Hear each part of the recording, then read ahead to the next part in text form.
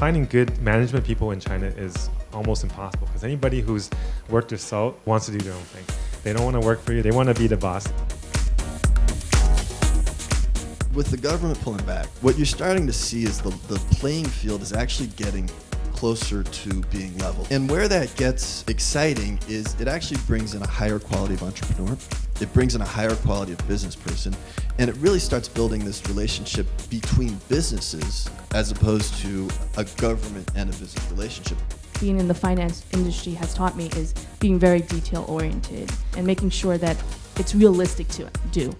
I don't think I'm the creative person. I don't think about the big ideas, but I try to connect A to B. If you want to go into a new market, you've got to be like the local in that new market. I sometimes recommend people to, if you try to set up a US team, try to find someone who really understands US culture, right? Same thing, if US companies want to come to China, I try to tell them, find a local China GM.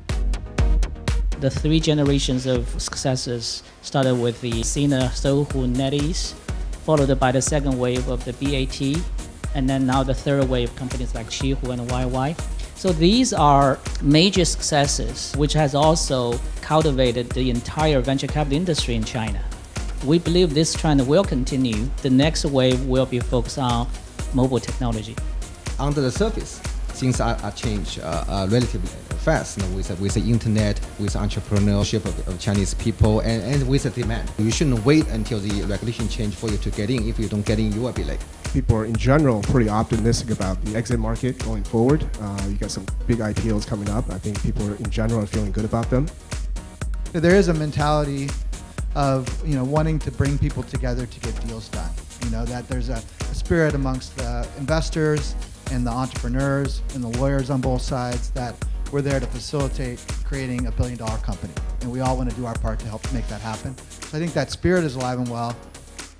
If we had to pick one sector in China that was going to materially improve over the next 10 years as an investable area, it would be healthcare.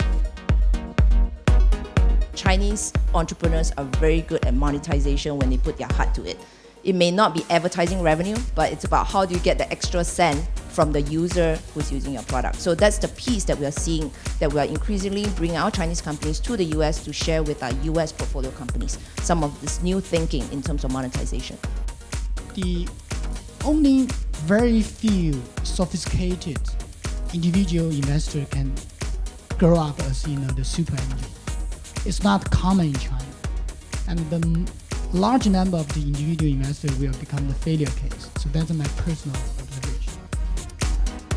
The large amount of money chasing after deals, that period of time is probably going to be over, and people are going to pay a lot more attention, at least from our portfolio side, on profitability, path to profitability, and how to run a solid business and build our management team and process and move forward.